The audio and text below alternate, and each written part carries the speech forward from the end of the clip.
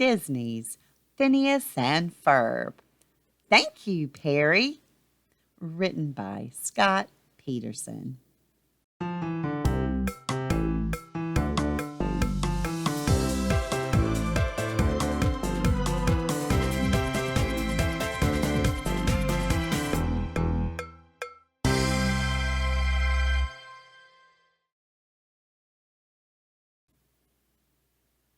Phineas and Ferb's friend Isabella had just entered the boys' backyard to find them working on a project. "What you doing?" "Just finishing up our newest ride," Phineas told her. "The Loop Tickler Roller Drop Shoot Spinner. And the best part," Bully added, "is that it's all controlled with this very simple remote." "No, the best part is it's going to make Baljeet sick."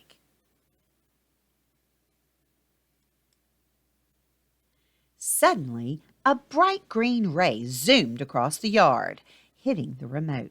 Bzzz! In a flash, the remote disappeared. But no one noticed what had just happened. Well, except for Phineas and Ferb's sister, Candace, who was spying on them from her bedroom window. At that moment, another ray flashed across the yard and zapped her. Then she disappeared too. A few minutes later, Phineas and Ferb's invention was ready. "Hey, where's the remote?" "I just had it a moment ago."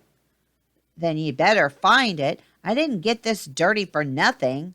"Well, dirtier than usual." "Speaking of things that are missing, where's Perry?" Perry, Phineas and Ferb's pet platypus, had just snuck into his secret underground lair to get his orders from Major Monogram. "Hello, Agent P," the Major said. "It's Dr. Doofenshmirtz. Of course it's Dr. Doofenshmirtz. It's always Dr. Doofenshmirtz. Apparently, his new inator has been firing all over the tri-state area, making things disappear."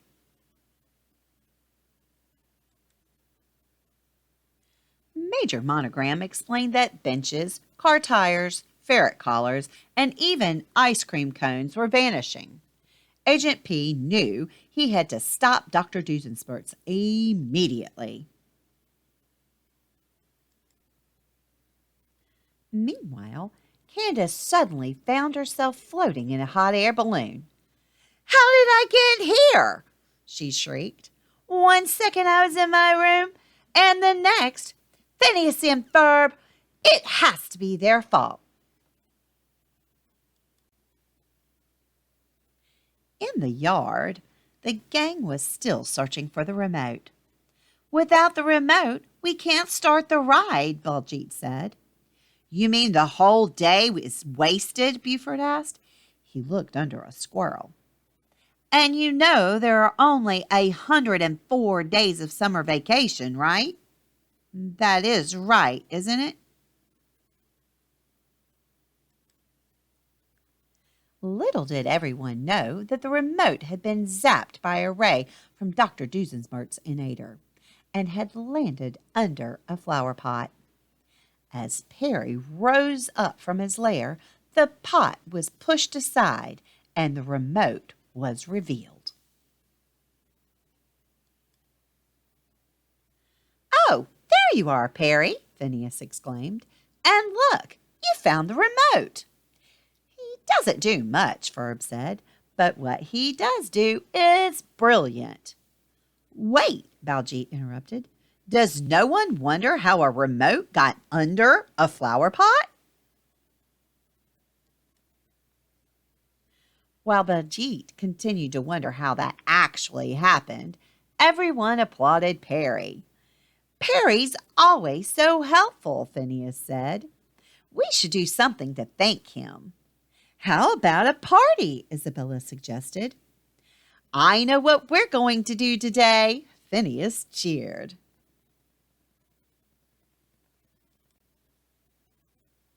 Everyone got to work while Phineas ordered the supplies.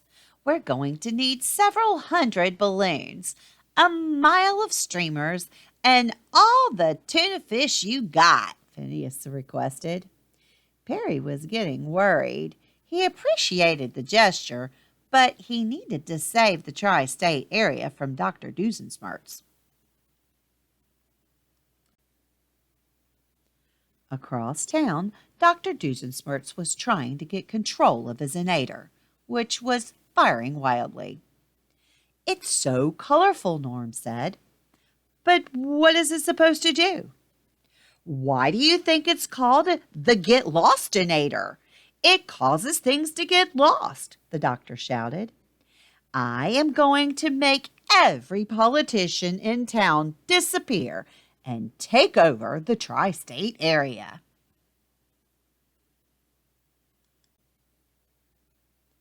But the inator wasn't making his plan very easy.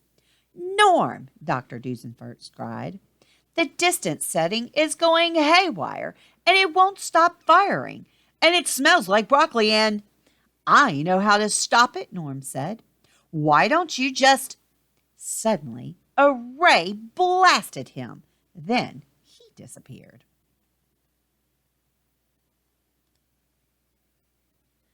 At Phineas and Ferb's house, the celebration to thank Perry was in full swing. There were tributes, speeches, and even a trophy. Perry desperately needed to slip away to stop Dr. Doofenshmirtz, but the party had only just begun. He was trapped.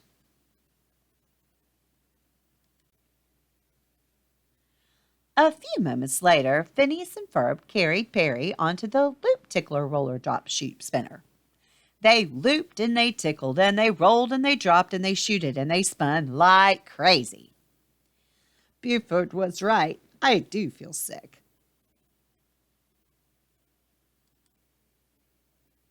Next, it was time for several fully choreographed musical numbers in honor of their favorite platypus. Perry gulped. How was he going to sneak away? Then the kids gathered around a large table. It was time for Perry's special dinner. "A toast," Phineas said, holding up a glass, "to say thanks for all Perry does. Not just for finding the remote, but for being the best pet ever."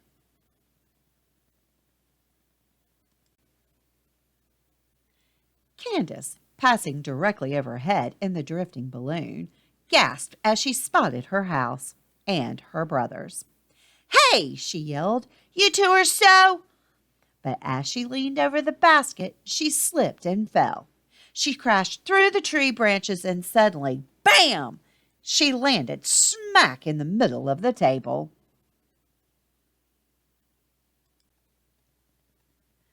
During the distraction, Perry bolted away from the table to find Dr. Doofenshmirtz. "Candace, are you okay? What were you doing out there? Hey, where's my hot dog?"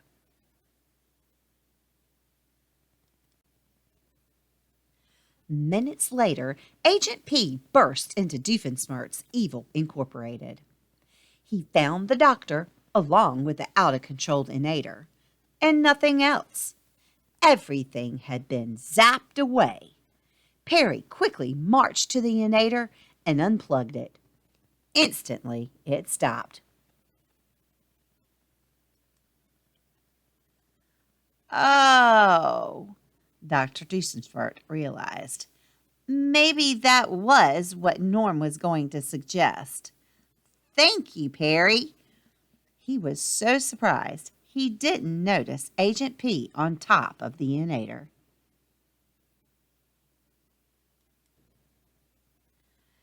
Perry bent the barrel of the inator back toward the middle of the device and then plugged it back in. The Get Lostinator fired, zapping itself. Then it disappeared. Agent P dove off the balcony and hang glided toward home. He had a party to get back to. "Thank you and curse you, Perry the Platypus.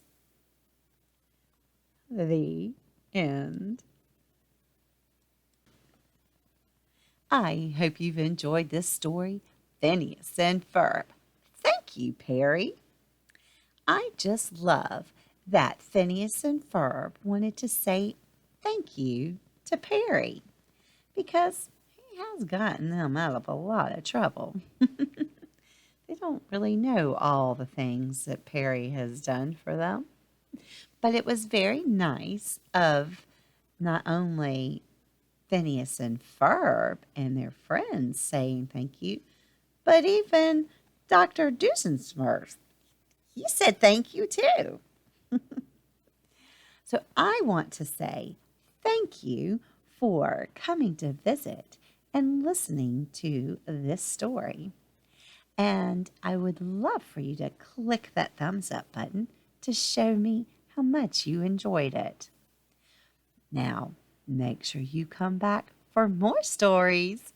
Bye, Grandma.